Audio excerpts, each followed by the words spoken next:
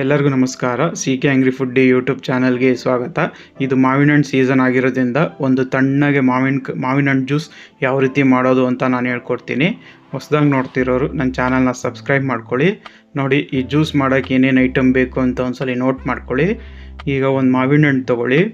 ಅದು ಫಸ್ಟು ಮೇಲ್ಗಡೆ ಅದು ತೊಟ್ಟನ್ನು ಕಟ್ ಮಾಡಬೇಕು.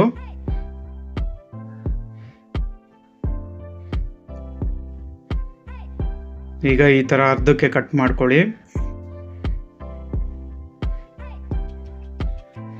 ತುಂಬ ಚೆನ್ನಾಗಿರುತ್ತೆ ಇದು. ಬೇಸಿಗೆಗೆ ತುಂಬ ಸೆಕೆ ಇರೋದ್ರಿಂದ ನೀವು ತಣ್ಣಗೆ ಜ್ಯೂಸ್ ಮಾಡ್ಕೊಂಡು ಕುಡಿದ್ರೆ ಸೂಪರಾಗಿರುತ್ತೆ. ನೀವು ಒಂದ್ಸಲಿ ಟ್ರೈ ಮಾಡಿ. ಈಗ ಇದನ್ನು ಹಣ್ಣು ಮಾತ್ರ ಕಟ್ ಮಾಡಿ ತೆಗೆಯೋಣ.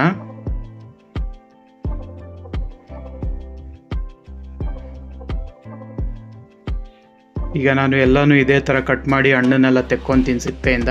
ಯಾಕಂದರೆ ಜ್ಯೂಸಿಗೆ ಬರೀ ಹಣ್ಣು ಬೇಕಾಗಿರೋದು, ಸಿಪ್ಪೆ ಬೇಡ. ಅದಕ್ಕೋಸ್ಕರ ಹಣ್ಣನ್ನು ಸಪ್ರೇಟ್ ಮಾಡ್ಕೋತೀನಿ ಸಿಪ್ಪೆಯಿಂದ.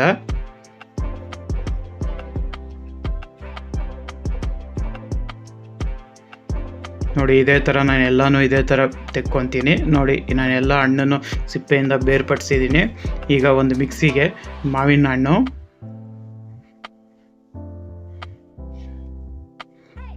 ಆಮೇಲೆ ಒಂದು ಅರ್ಧ ಕಪ್ಪಷ್ಟು ಸಕ್ಕರೆ. ಸ್ವೀಟ್ ಜಾಸ್ತಿ ಬೇಕು ಅನ್ನೋರು ಇನ್ನೂ ಜಾಸ್ತಿ ಹಾಕ್ಕೊಳ್ಳಿ ಸಕ್ಕರೆನ. ಆಮೇಲೆ ಕೋಲ್ಡ್ ಹಾಲು, ನಾನಿಲ್ಲಿ ಕೋಲ್ಡ್ ಆಗಿರೋವಂಥ ಹಾಲು ಹಾಕ್ತಾಯಿದ್ದೀನಿ. ನಾನಿಲ್ಲಿ 2 ಹಣ್ಣಿಗೆ ನಾನು 1/4 ಲೀಟ್ರ್ ಹಾಲು ತೊಗೊಂಡಿದ್ದೀನಿ. ಈಗ ಇದನ್ನು ನೈಸಾಗಿ ರುಬ್ಕೊಳ್ಳಿ.